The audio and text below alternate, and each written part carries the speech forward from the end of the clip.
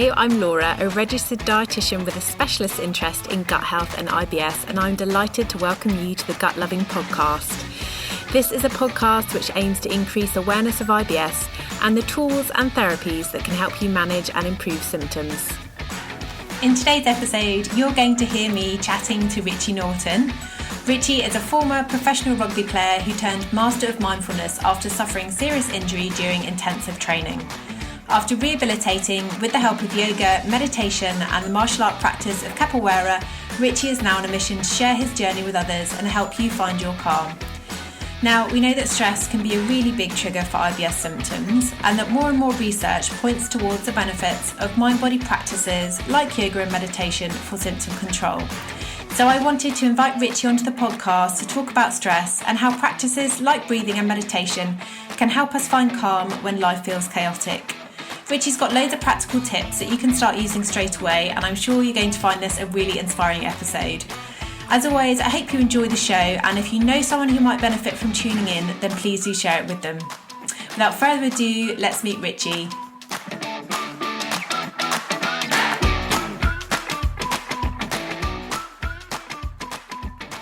So hello and welcome back to the Gut Loving podcast. This is season 4, episode 7. And if you're a returning listener, then welcome back. And if you're a new listener, then I am delighted that you found us. So I'm recording here in lockdown again in the UK, and I've got a special guest with me today. So welcome, Richie Norton. Thanks for having me. I'm honoured to be invited on. So we've never actually met. So I was saying it's before we started chatting, it's slightly a strange medium, but it's also great that tech allows us to be in touch. Although, as I've just found out, we're not actually living that far away. So I've been looking at your lockdown setup, and it seems like you're quite near the sea, which I love. So how is your lockdown going? How have you been coping?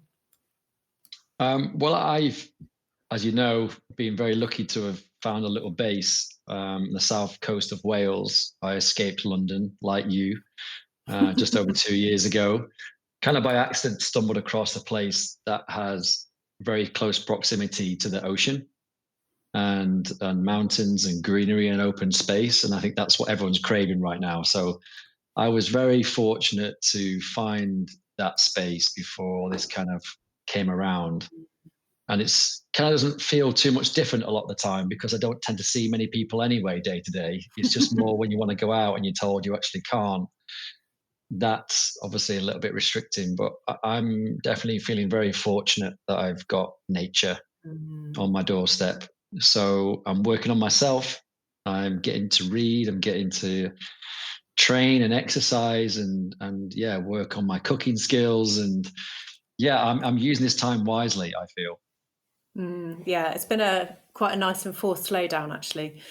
I've definitely been feeling the same. So for anybody there's so many aspects of your work. So master of mindfulness, you're a yoga teacher, skateboarder, you train on the Fit app. So, but for anyone who has never heard about you before, Richie, can you tell us a little bit more about you? Sure. Again, I'll try and do the short version. I think it's mostly recognised that I had this transition from playing rugby as a youth and into a semi-professional space where I was able to travel and play around the world. And I felt I really got to use that opportunity to play a sport that I loved. But in short, I was injured quite early on in my early 20s, and it kind of like meant that my career was coming to an end, and my dream of being a professional sportsman and then a sports commentator and this whole career path was not going to unfold as I'd expected. And that then led me down a path of actually doing the work to try and heal myself and repair myself. And that's not just physically, but that's also mentally, because it was a really weird time to transition. And over a few years, I dabbled with yoga, and I explored different kind of rehabilitation practices and mobility and meditation. And eventually I just decided to go and do the training, and I moved to Bali. And that was quite a big move. I was already living in Australia. I'd already made quite a big move from London because I realized the city just was not good for my health. But also it wasn't really an energy in a space that was nurturing what I felt was my purpose and what I felt I had to give. So a few years into yoga, trying to do yoga. I wasn't very good at yoga. For many years, I struggled as a lad and as a rugby player. I never felt like it fit. But I found some really great teachers that showed me a different side to what it can do physically and mentally. And eventually I just went in that little bit deeper, and I went to do my teacher training. And that led me down the path of understanding what goes on with the body mechanics and the mind and the body connection, which I'd never really been able to connect the dots with. And I just decided to train in all these different fields. And in short, it just taught me what we're capable of when we put in the work to learn about our body and how everything's connected, and how we have so much power from getting the balance right based on what your environment needs and what your body needs and what works for you. And all my injuries went away. So the injuries that I'd ended my career all went away, and I'm now fitter and healthier than I probably ever was as a rugby player, because I wasn't paying attention to any of this that I call my daily practice now. And I felt like my purpose was to go and share this with the world. So I'm doing it as easy as I can in its simplest form, and just trying to make it as relatable and achievable as possible, so everybody finds a connection to going on their own journey. And I guess that classes me as a teacher or as a coach, with many strings to my bow, as you know. But I'm just finding any way I can to teach and to share and to do my bit. It's such a huge transition. So like rugby professional, it's like high energy, high bars, really tough sport for the body, and you were living in London. And obviously it just sounds like it's been this huge process. And I actually think sometimes the process of change, we know that something needs to change and we might want that to happen really quickly. But in my experience, that process of change actually takes much longer than maybe we're not willing for it to, but maybe than what we'd like it to. Yeah, I think on that about giving people insight into what they're capable of if they haven't yet found it, or they've struggled in the past, or they've hit obstacles, or they have this dream, or they have this hope that they're going to be able to change something or create something, achieve something, and they don't give it the time that it's required to do the experimentation, to learn from some mistakes, to figure out what works for you. We're too busy trying to compare our lives with other people and looking for some comparisons and wonder why what's working for that person isn't working for you, and vice versa. And I find the easiest way to get people to go on that journey is to understand, first of all, why you want to work on yourself, why you're trying to change that part of your life. What's the reason? And is it the right reason? Is it for you, or is it for someone else? You're trying to be something you're not, or you're fighting an underlying urge that that's your calling, but you just don't know the pieces of the puzzle or the building blocks to get there. So simplify it. Just take the next step. Maybe drink a little bit more water. How's your sleep? Are you eating food that's nourishing your body and healing you from the inside? Are you training too hard? Are you training in a way that you're not actually enjoying, but you've been told that's right for you, but you're actually not enjoying the process? It's not really going to be sustainable. So I find the experimentation and leaning into the unknown actually really exciting and a bit frustrating at times, because I like to be very competitive and good at everything. But there's a humbling sort of honesty in that vulnerability, that you're not always going to be good at everything. But the more you try, and the more you give it a go and explore it, the more fun you're going to have, the more you're going to learn, and the more exciting and different each day is going to be. And I think that's a great way to look at life, because it should be a lifelong mission, right? Improving ourselves and continuing to learn. So in a roundabout way, I think it's just like, for people that listen to stories like this, if you're in a bit of a rut, or you're feeling a bit disheartened because you haven't got to where you wanted to get, you've got to try and find patience with the journey that it is. It's not, things don't happen overnight. You've got to change habitual habits from childhood, from people that you surround yourself with. You've got to do it for you and see it as an invested bit of time that's worth it, because it's calling you. or you know it's important.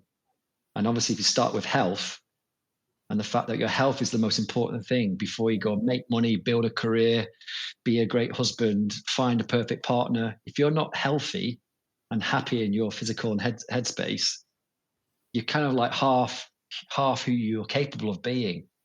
And I find that's a really empowering reason to go and attack life and find whatever that is that's calling you. That kind And of we're makes not very yeah, it does. I think we're not very good at, as adults, at being bad at stuff. I know I'm not very good at it either. And it's easy to compare yourself, isn't it, to other people? I mean, we all do it on social media, even though we know that it's the curated kind of, a picture of somebody's life. But I even remember like yoga and like having this mindset that I just couldn't do headstands and wanting to be able to do it because other people in the class could do it, rather than understanding that it was a process of like falling over lots of times. But it's really, it's hard, I think, because we're used to presenting this like polished version of ourselves. And, the things that we practice all the time, like our work, we're really good at. So we're comfortable with that. But when it comes into a space where, I mean, we'll talk more as we go through about like meditation, but how uncomfortable is it like sitting there for the first time when you meditate, because it's so unusual to you. And it's just, as you said, it's like almost like learning to lean into that discomfort is part of the process. Definitely. Yeah. So the reason I wanted to pick your brains today is that this podcast is all about IBS and learning, sort of to empower them to go on their own journey to work out what works for them in terms of sort of improving their symptoms. And one of the things that we know is that, and I know that you're an advocate of this as well, or understanding this process through the work that you've done with Simprove. So what goes on in the brain is felt by the gut and vice versa. So we've got this really strong relationship between the two. They're attached physically by the vagus nerve, but also they are constantly communicating with each other via neurotransmitters and other kind of compounds in the gut.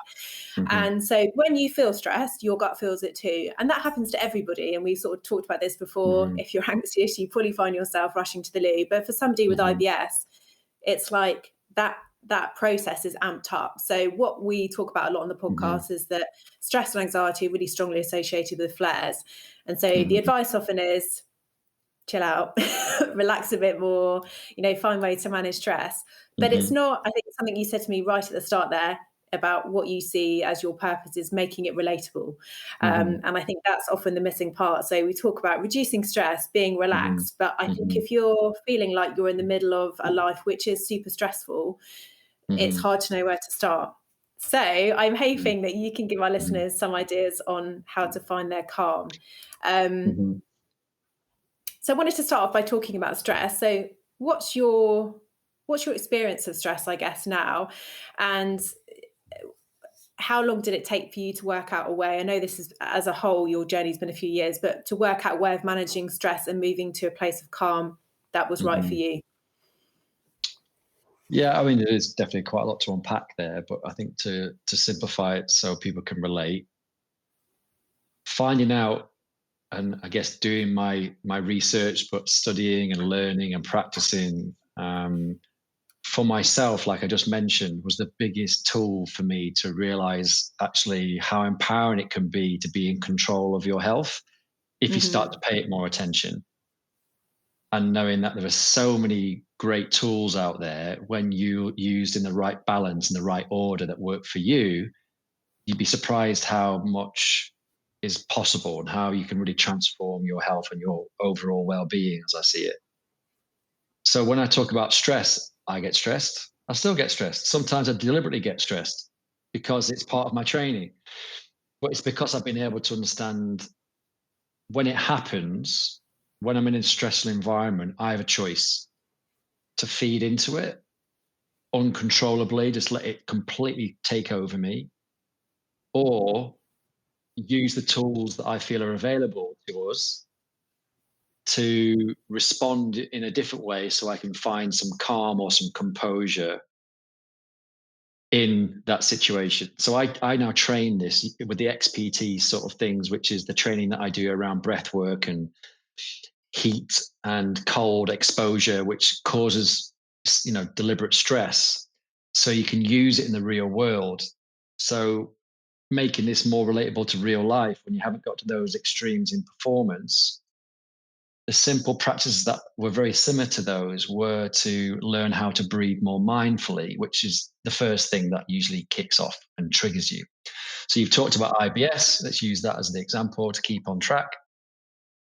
Highly triggered flare-ups, whatever it is, when you're really hyperstimulated, when you're really triggered by stress, for you to be able to handle that situation when you get those physical sensations or those emotions come up, you start to then listen to those, you read into those, and you're able to do something, hopefully, that allows you to find the most amount of calm and relaxation to prevent it from going any deeper, any further, becoming more aggressive.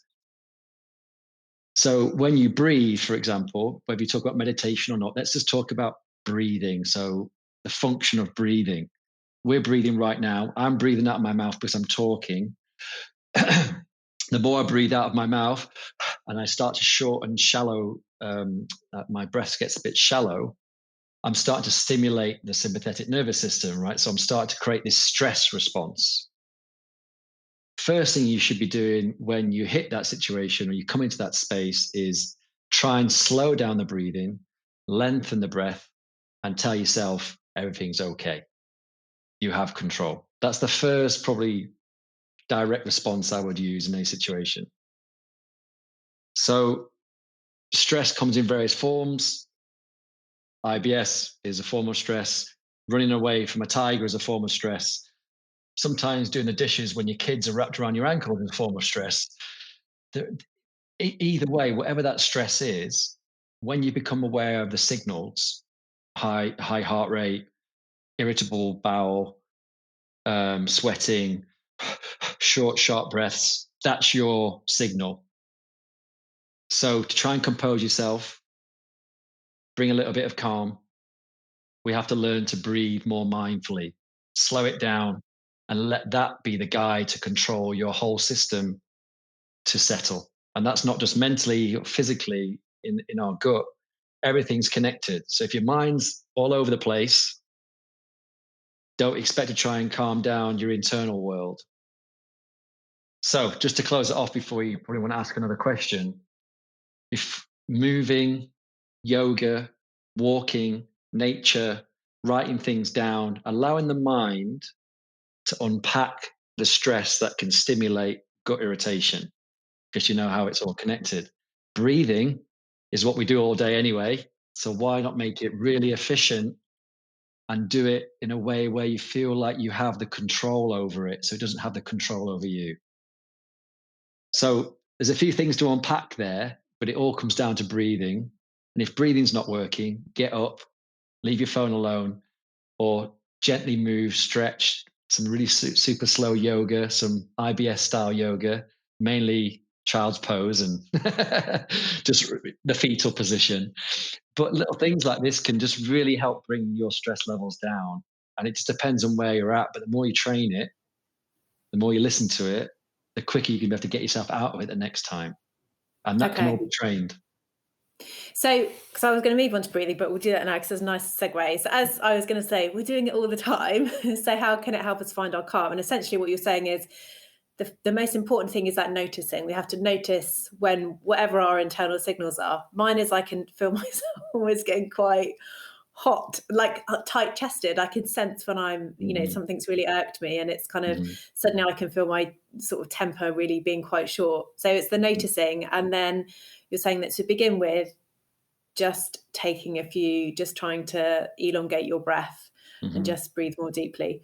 And if somebody is interested in incorporating, so let's talk about breath work a bit more. So how do we define breath work? Because it's something that's probably really colloquial in your world, but maybe not so much to someone listening. So what is breath work, and how might someone begin to start using it in a more active way, but maybe what would they start with? Would they just start with a minute or two of breathing when they noticed it, or would they do a more formal practice? Okay, again, I could go off on a huge tangent around this, but I'm trying to be as simple as I can so it's relatable and people see that it's something they can all achieve. So meditation is something that a lot of people know about now, but still haven't mastered anywhere close to it. It's still hard to sit still, where our attention spans are so short That's no different to how our attention span with day-to-day life, getting bombarded with all these different sensory overloads, things going to grab our attention, which causes stress. That can be the trigger for you to have an IBS flare-up or a panic attack or just really feeling overwhelmed. And what's the first thing we should be checking in on? Our breathing. So it always comes down to breath. Your breathing is the key tool to get you out of trouble, but also it can get you into trouble if you're not doing it correctly. So most people breathe dysfunctionally. And before we get into this, meditation is, often seen as, hands together, sit in a lotus position, Yeah. completely at peace, levitating.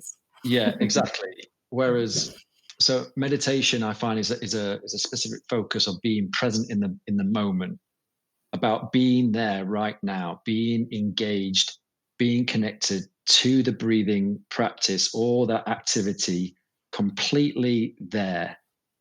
Not thinking about what you're making for dinner, what your kids are doing, what you've got to do for work later.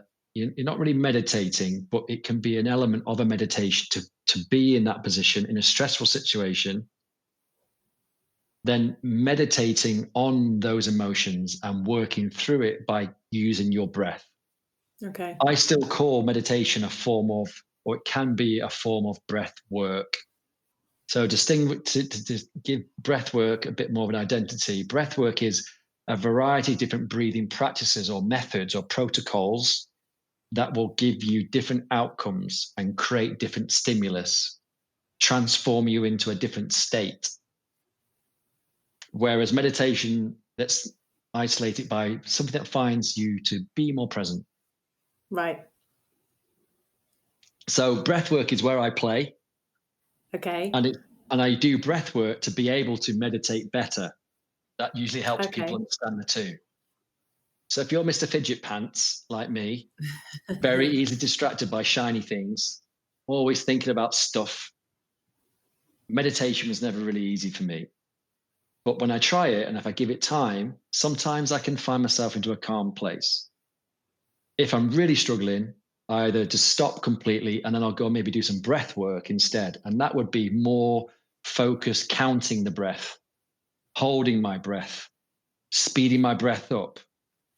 And then that might put a more of a physical and mental connection into my breathing practice.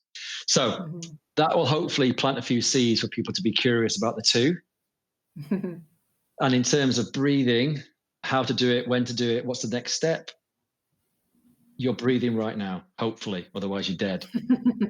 But are you doing it mindfully? Are you aware of your breathing, how you're breathing? Are you breathing through your mouth? Are you breathing through your nose? The simple way to look at it, if you're breathing out of your mouth, that's a dysfunctional form of breathing. We should be breathing out of our nose. Unless we're under a lot of stress or we're training, our metabolic exertion is high enough for us to have to breathe out of our mouth to get rid of the carbon dioxide, which is the waste that comes from metabolic waste of being active and stimulated. Yeah. Am I getting too sciencey here? Sometimes I like to lose people. No, I love science, so it's fine. But I see what you mean. It's like, unless you're like talking, if you're talking or you're like heavily exerted, then mouth breathing. But just in our kind of everyday, when we're working or, even when, I guess a good kind of thing would be like if you're scrolling on Instagram and you can sort of feel yourself, your shoulders getting tighter, or we were talking about the news before, like if you're finding yourself in that scroll and, your breaths, as you said, you're breathing through the mouth, that's a sign that it's not the preferred way to be breathing. So, yeah, that's a really good way to look at it. I wasn't quite sure if that was recorded or not before, but that's a good thing to mention, because let's say everyone's listening to this right now and they're going, oh, actually, how am I breathing? Mouth is wide open. Oh, that's not good. It's because maybe you haven't trained your body to make sure you are breathing through your nose, so it is more calming. So to separate those two things in simple form, breathing through the mouth tends to stimulate upper chest breathing, so short, shallow breath, which is more of a stressful trigger to the body. When we breathe through our nose, we get to usually access the diaphragm, which is our primary breathing muscle, to get more fuller, satisfying, more calming breaths. And then eventually that will balance out.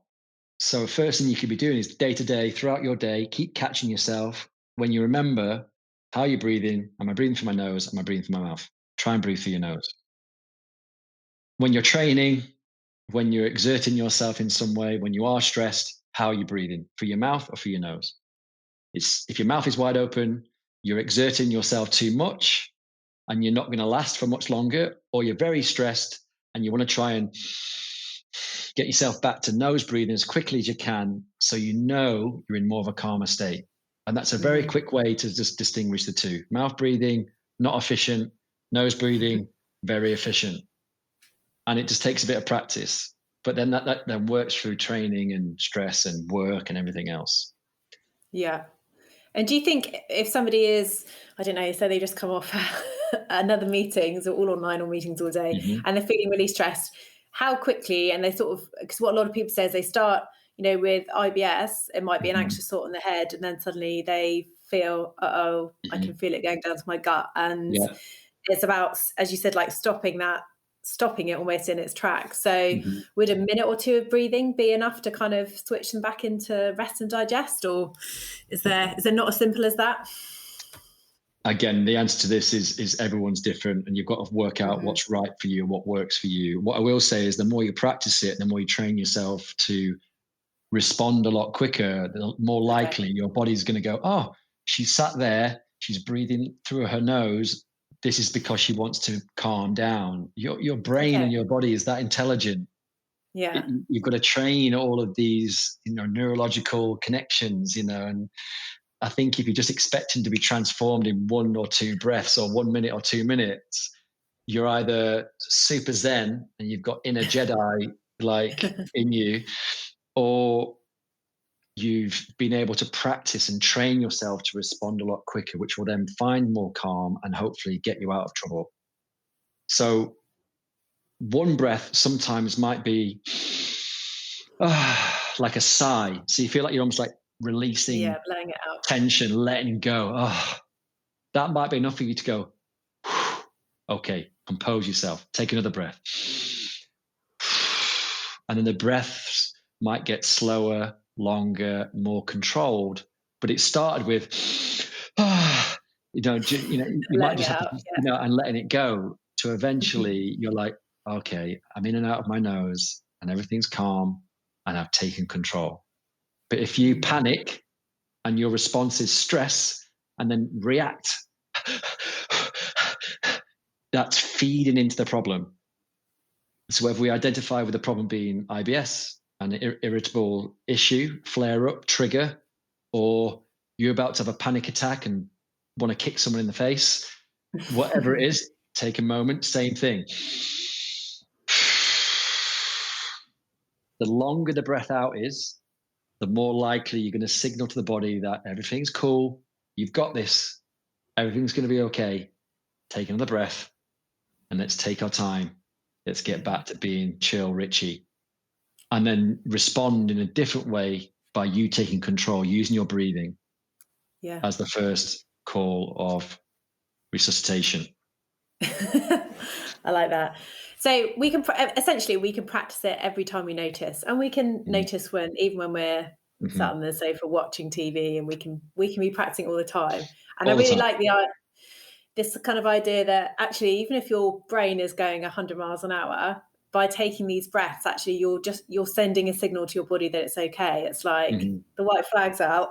We can, it's okay. So even if your brain isn't quite catching up yet, it's a really powerful thing to be able to send your body that message. That's great. Let's talk about meditation now, mindfulness, because you sort of touched on that earlier.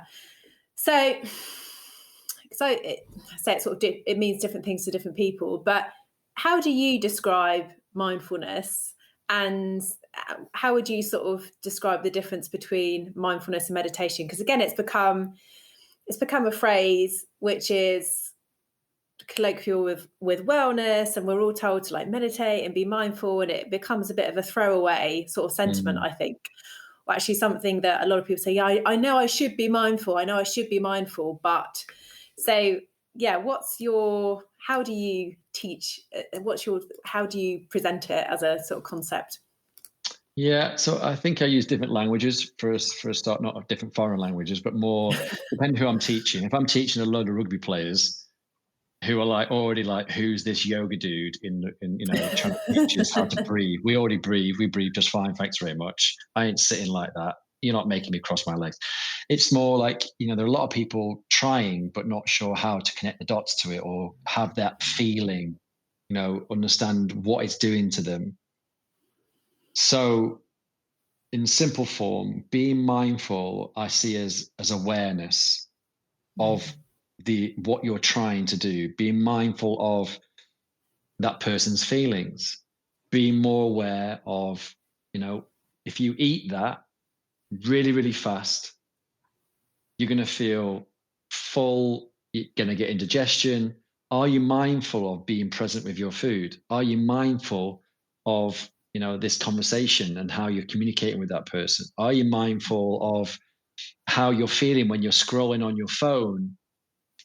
Mindfulness should be that awareness to be more in control of the decisions that you make and the consequences that it might have.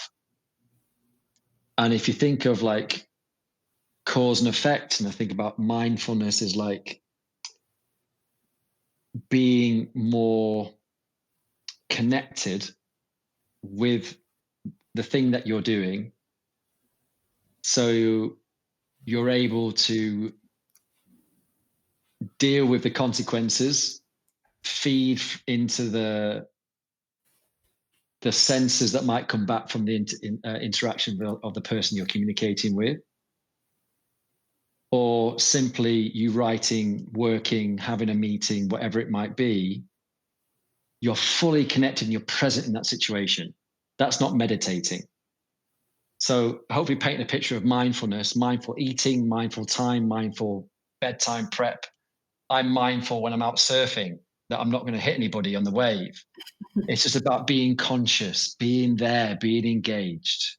Meditation, I find, is a real practice of being present in that practice.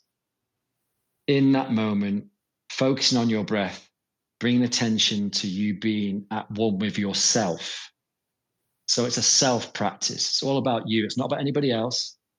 Meditation is for you, connecting with you, with self, with your emotions, with your breathing, with your senses. Is a form of awareness, but with self. So I think of mindfulness as a bit more external of your actions.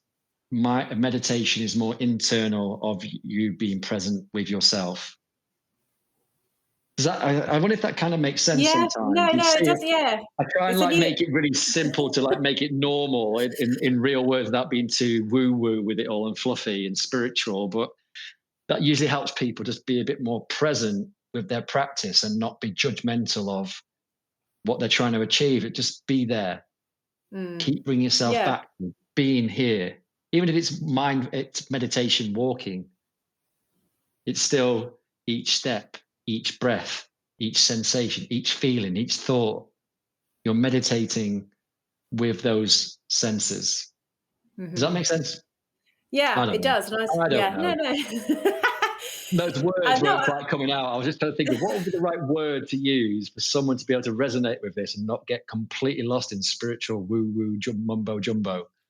Yeah, no, I thought it was a really good analogy. And actually, what you were saying before about actually the first step in, calming the stress response is to notice and be aware. And so actually this practicing this awareness, whether it's, as you said, a really good one of like, how do I feel after I've come off Instagram? Do I feel more jumpy and anxious and a bit negative? Because I sort of about, who I am and what I'm doing and what, where I'm going, because I've suddenly had this sort of doom scrolling half an hour. So it's that noticing of like, what's going on or how you're feeling. And when you're meditating, you're just being really present, like in yourself, like, what's going, just being aware of those thoughts, aware of your breath. I see what you mean. It's like turning in on yourself. It's a more internal practice. Do you know what? I think what just came up then, and it's even an even simpler explanation. That was really good that you said your part there. Meditation is an awareness of your internal world. So when your external world is chaos and trying to distract you, everything from being on your phone to work and people and everything else. Meditation allows me to work more inwardly to calm myself down. So my heart rate, my gut, my digestion, my mindset, my brain function. When I meditate, I'm sort of taking sensory control of all of those feelings and all of that feedback. And I feel like it's more like a nurturing sensation. So I soothe everything. And then it's like a check-in. I check in with myself. And that allows me then to tackle the rest of my external world.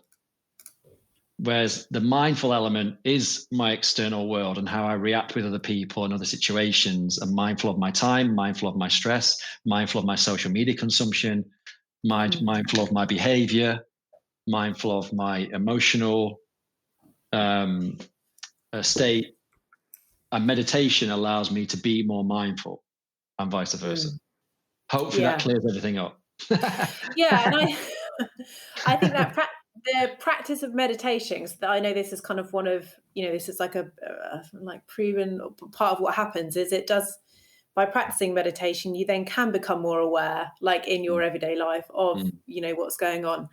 And what's your experience of meditation been like? Because I know for me, it took for a lot of years, I really didn't like it at all. I thought it wasn't for me because I've got a really busy brain. I can't, my brain is always thinking. And I had this idea that meditation meant that, as you said, you would sit in this cross-legged position, with a chin mudra, and you somehow your mind would just completely clear itself, and it would be like this vacuous space where there was just peace.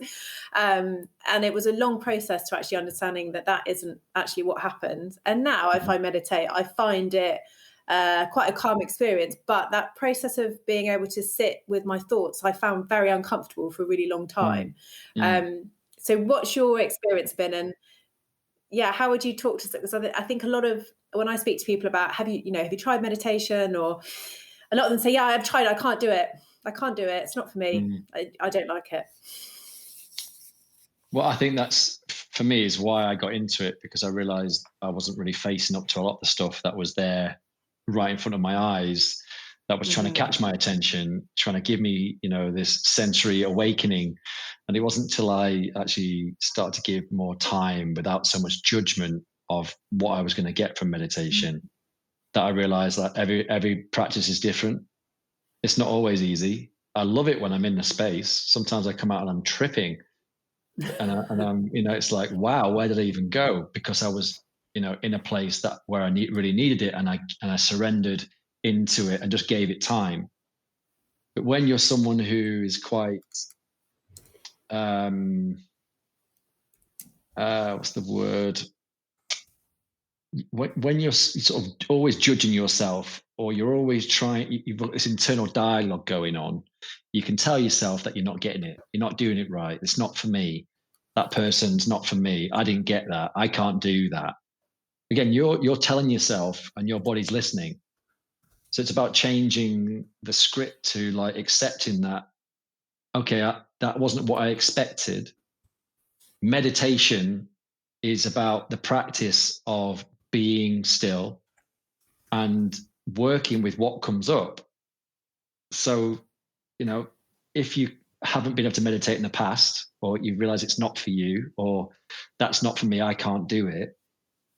If you've sat or you've focused on your breathing and thoughts have come up and you've got that really overactive mind and you feel really distracted, then that's part of the process. There shouldn't be any judgment that you're doing it wrong, as long as the practice is, I'm thinking, I'm really distracted, but I'm trying to meditate here. Okay, I've just realized that I'm talking to myself. Take another breath in. Let it go. How did that feel? Well, that felt good. Take another breath in, but my mind's still busy. That's okay. That's just the way things are right now. Take another breath in. And you just kind of like keep bringing yourself back. You feel a pattern with most meditations, if they're done guided, especially if you're new to it, it's nice to have a guide to help keep you on track and to pull you back into the practice. Yeah. But it's the familiar pattern is always about bringing yourself back, bringing yourself to being present, bring yourself back to whatever sensations you were feeling, and just making peace with whatever's coming up, even if it is super busy minded headspace or a certain emotion. It's okay. You're dealing with it. That's why you're here. That's why you're practicing. And it just starts to then train, just like a physical training sensation. You train the muscle. The brain is a muscle, but you're training your brain to then respond to your physical sensations. And meditation, again, is why it's such a big key to help soothe gut issues, because you're training the neurological pathways to signal real strength and real connection. So you can start to take control of everything working in this nice, beautiful synergy. And that's just like anything else, it needs to be trained. Just like a bicep, the brain meditation is about making peace with whatever you're dealing with and just knowing that it's worth it, even if it's just a few breaths. And if for some reason you're in a complete mess and you literally can't sit still because you're really triggered and meditation is probably not right for you, that's when you move. So that's when I would do a moving meditation. It's important to mention this. Sometimes I'd sit there and I'm like, I'm not meditating at all. I'm trying my best. My intentions are good, but it's not happening. That is why I always combine movement and nature and getting outside, changing the energy, shifting the energy. Don't try and sit there and figure it out in your head. If you can't meditate and sit still, it's not going to work for you. So clear the energy, head to toe, let things flow. Breathe, but do it while you're moving to get rid of physical tension. And maybe then things will pass, things will ease, and your breathing will start to level off again. And then the mind will clear. Rather than just sit there and try and make sense of it in your head, it's often not possible. And meditation can be great if you can find just a little bit of a grounding. But sometimes a movement meditation is the first step. And so it sounds like your approach to movement has really changed through your life, because obviously you were previously, involved in a like contact sport, which is very high intensity and quite aggressive in terms of like its impact on the physical body. I know, you've moved to different ways of moving now, and I've seen on your socials you talking about like when you need to lift the vibe, like get outside, move your body. So is that one of your, is that a tool that you recommend? Is it a case of just finding whatever movement works for you, or there are particular sorts of meditation movement that really work? Well, the yoga element that I've embodied was such a transformational addition to my training schedule.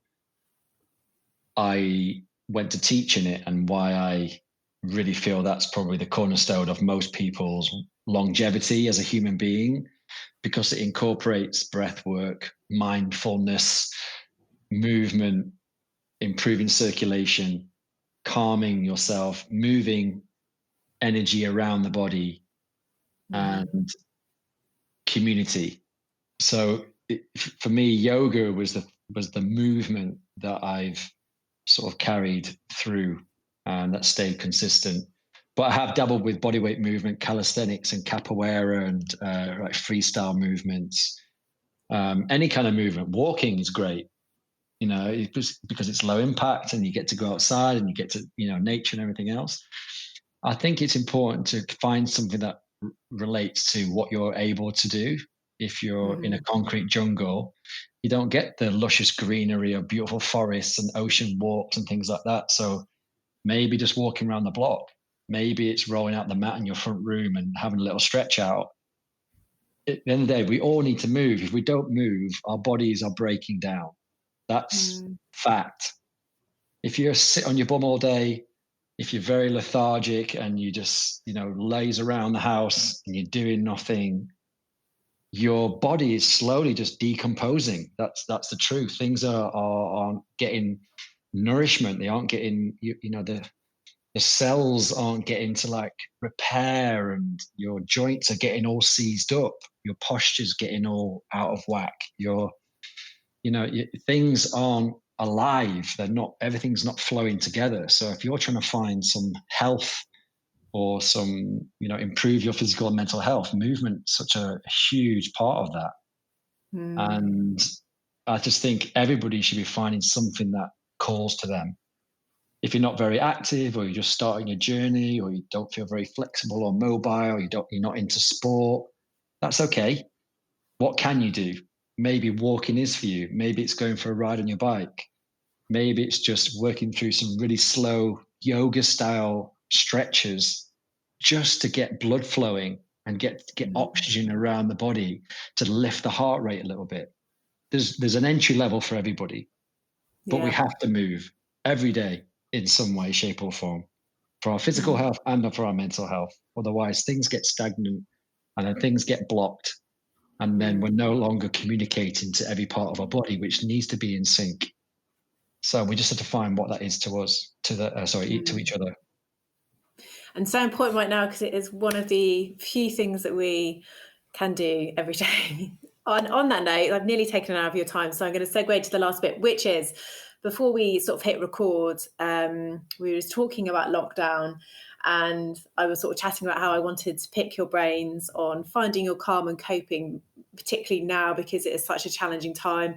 We've already had like one whole challenging year, and now we're like rolling into the next one. And although we all know that it will end at some point, it's very hard at the moment because we don't have this date where we'll be able to hug our parents or our friends and our family and get out freely.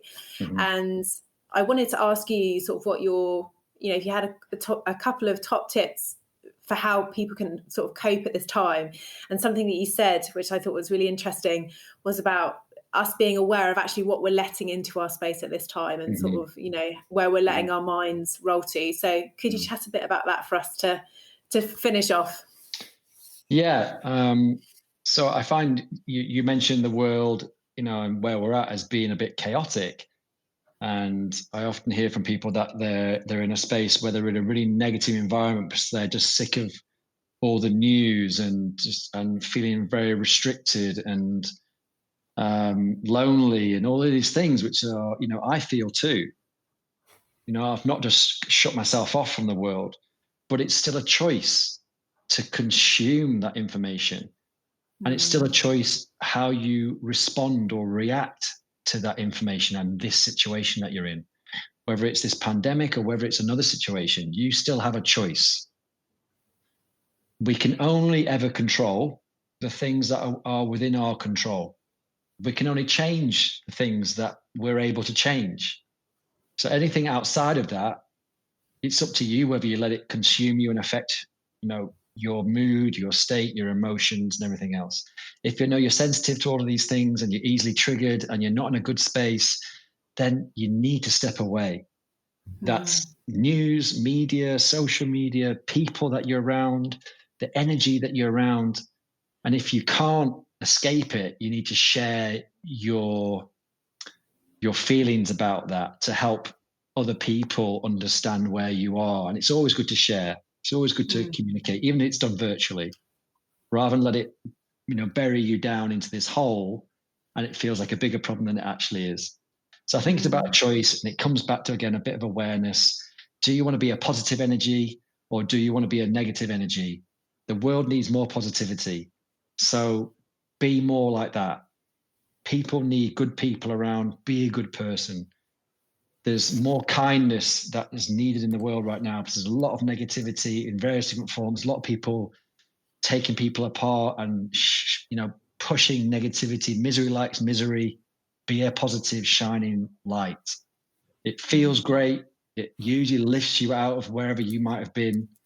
And I think that's a really nice way to look at moving forwards and seeing the best out of every situation to help you through challenging times. Just like this.